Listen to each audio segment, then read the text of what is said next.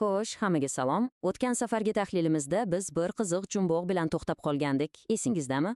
O'sha vodiy texnika do'konidagi $420 sotuv. Ana o'sha jumboqning yechimi bizni to'ppa-to'g'ri bugungi juda muhim mavzuyimizga olib keladi. Eslatib o'taman, vaziyat shunaqa. Mijoz keldi, $420 to'ladi va buning evaziga ham yangi kompyuter, ham 1 yillik texnik xizmat paketini oldi. Ha, biz birinchi qadamda shartnoma borligini aniqlab oldik. Lekin eng katta savol, buxgalter buni qanday qilib daromad deb yozishi kerak? Bu bitta butun $420lik savdosimi yoki aslida ikkita alohida kelishuvmi? Nima deb o'ylaysiz? Balki siz hozir nima farqi bor, baribir kassaga $420 tushdi-ku deb o'ylayotgandirsiz. Ammo ishoning, bu savolning javobi siz o'ylagandan ancha muhimroq. Gap shunchaki raqamlarni to'g'ri yozishda emas, balki daromadni qachon tan olish kerakligida.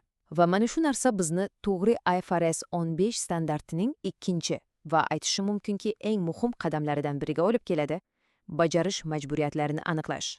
Xo'sh, mana shu jumboqni yechish uchun biz IFRS 15 ning asosiy qoidasiga murojaat qilishimiz kerak. Standart bizga aytadiki, avvalo shartnomadagi har bir va'dani topib ol.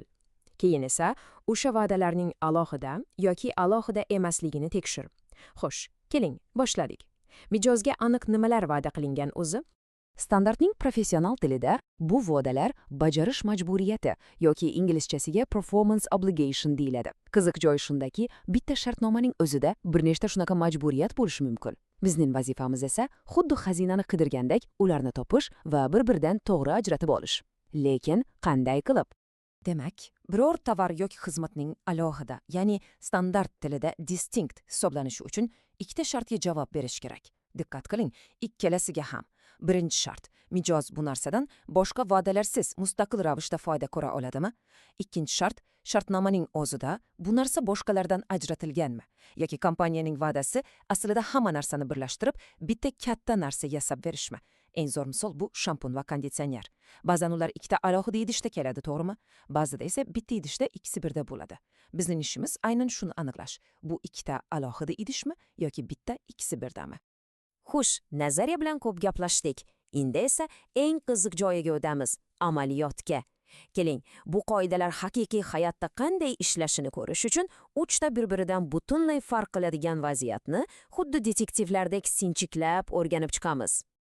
Va albatta, biz birinchi bo'lib o'sha hammamizga tanish bo'lib qolgan vodiy texnika keysiga qaytamiz, o'sha $420lik kelishuv. Keling, haligi 2 bosqichli testimizni aynan shu vaziyatda qo'llab ko'ramiz. Tayyormisiz? Xo'sh, shartnomada nimalar bor? Birinchisi, kompyuterning o'zi. Ikkinchisi, 1 yillik IT yordam xizmati. Keling, o'zimizga savol beramiz. Birinchi shart: mijoz kompyuterdan IT xizmatsiz mustaqil foyda oladimi? Albatta-da, kompyuter o'z-o'zidan ishlayveradi. Endi ikkinchi shart: IT xizmatidan-chi, undan alohida foyda olsa bo'ladimi? Ha, bo'ladi. Agar xohlasa, bu xizmatni boshqa kompaniyadan ham sotib olishi mumkin edi. Vodiy texnika kompyuterni shu xizmatga moslab maxsus o'zgartirayotgani yo'q. Demak, bu ikkalasi ham alohida narsalar. Xulosa juda aniq. Bizda ikkita alohida bajarish majburiyati bor.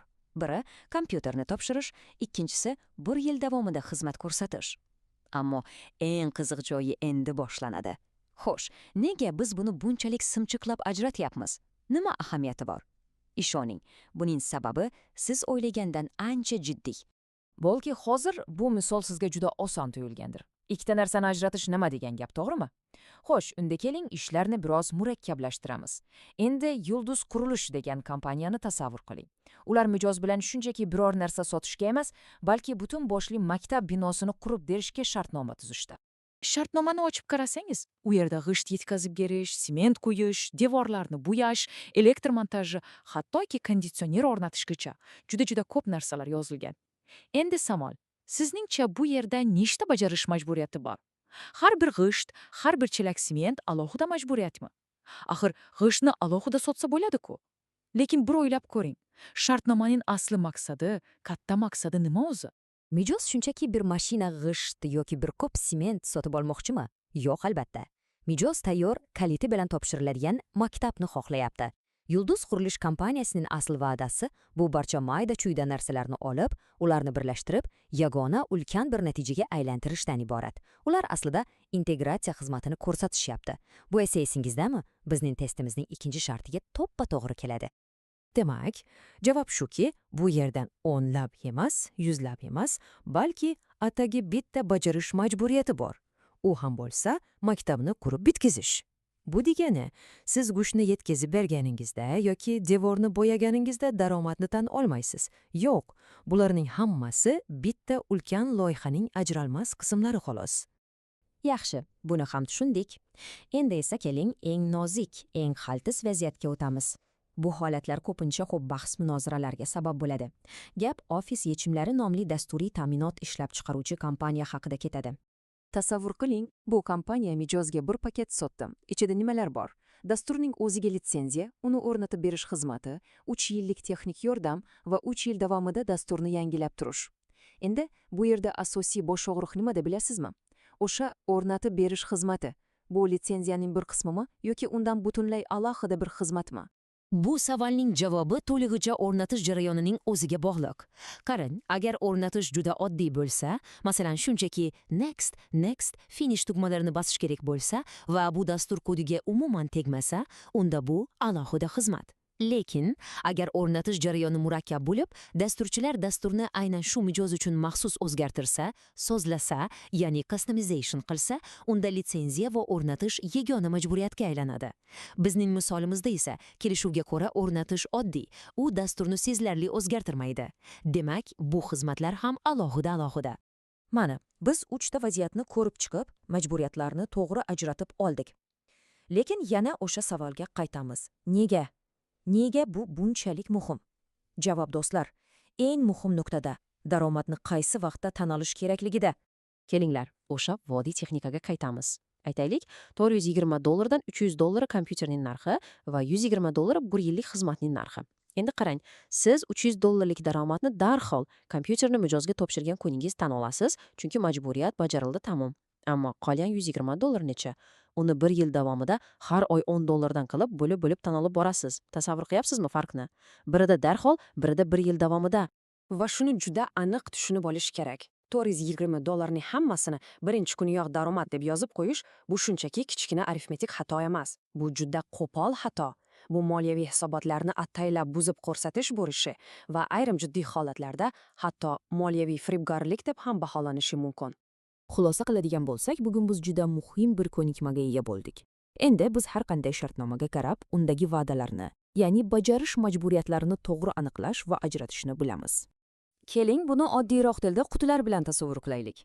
Vodiy texnika keysida biz ikkita alohida quticha topdik. Biri tovar uchun, biri xizmat uchun. Yulduz qurilishda esa hamma narsa bitta ulkan qutining ichida ekan, tayyor maktab qutisi. Ofis yechimlarida esa yana bir nechta alohida qutilar chiqib keldi. Litsenziya uchun, o'rnatish uchun, texnik yordam uchun. Lekin, ishoning, biz hali jumboqning eng qiyin, eng chigal joyiga yetib kelganimiz yo'q. To'g'ri, biz qutilarni to'g'ri ajratib oldik, lekin har bir qutining ichiga umumiy summadan qancha pul solish kerak? Mana shu savolga hali javob topmadik. Mana sizga ochiq savol. Aytaylik, vodiy texnika mijozga chegirma qildi va hammasini $420 ga emas, $400 ga sotdi. Yaxshi. Lekin o'sha $20 chegirma qaysi qutichadan olinadi? Uni kompyuterning narxidan ayirasizmi yoki xizmatning narxidanmi? Yoki ikkalasidan ham bo'lib ayirasizmi? Qanday qilib? Aynan shu savolga javobni keyingi tahlilimizda birga izlaymiz.